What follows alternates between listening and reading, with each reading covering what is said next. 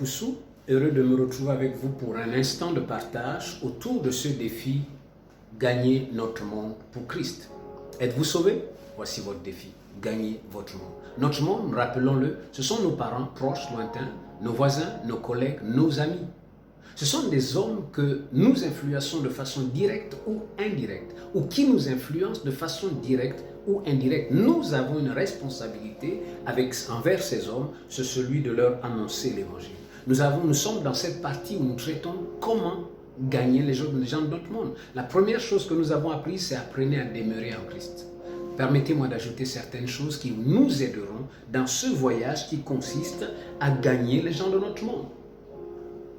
Après avoir appris le secret de demeurer en Christ, voici la deuxième chose que vous devez faire pour gagner les gens de votre monde. Apprenez à aimer les gens de votre monde. Comment je fais pour gagner les gens de mon monde? En les aimant. La Bible dit quoi? Quand Dieu a voulu sauver le monde, voici ce qu'il a fait. La Bible dit car Dieu a tellement aimé le monde. Donc voyez-vous, il ne s'est pas engagé à sauver le monde juste par devoir ou juste par plaisir. Non, c'est par amour. Voulez-vous gagner les gens de votre monde? C'est en les aimant. C'est en les aimant. Matthieu chapitre 22 verset 37 dit ceci, Jésus leur répondit, tu aimeras le Seigneur ton Dieu de tout ton cœur, de toute ton âme et de toute ta pensée. C'est le premier, le plus grand commandement. Et voici le second qui lui est semblable, tu aimeras ton prochain comme toi-même. Voyez-vous, nous ne pouvons pas aimer les gens de notre monde, nous ne pouvons pas gagner les gens de notre monde si nous n'apprenons pas à aimer les gens de notre monde. L'apôtre Paul, dans 1 Corinthiens chapitre 13, verset 13 dit ceci.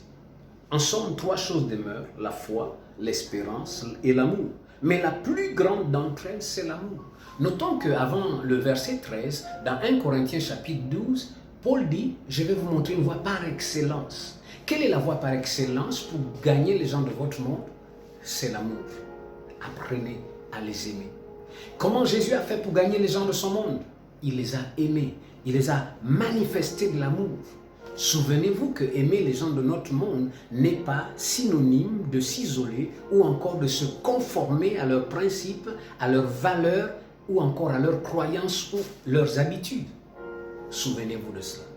Donc quand nous parlons de gagner notre monde, la deuxième chose que nous devons faire ou le deuxième ingrédient que nous devons introduire dans notre vie, c'est celui d'aimer, apprendre à aimer les gens de notre monde. Le deuxième que nous allons partager avec vous est le suivant, en priant. Une des choses que nous négligeons dans notre vie chrétienne, c'est le pouvoir de la prière. Quand nous lisons 1 Timothée chapitre 2 verset 1, Paul dit, j'exhorte donc avant toute chose à faire des prières, des supplications, des requêtes, des actions de grâce pour tous les hommes. Voyez-vous, engagez-vous à prier pour les gens de votre monde.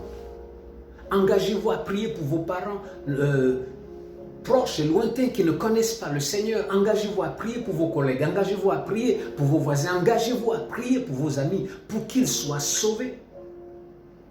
2 Corinthiens chapitre 4 verset 4. Les incrédules dont le Dieu de ce siècle a aveuglé l'intelligence afin qu'ils ne visent pas briller la splendeur de l'évangile de gloire qui est l'image de Christ. Sachez-le, vos parents qui ne connaissent pas Christ sont voilés.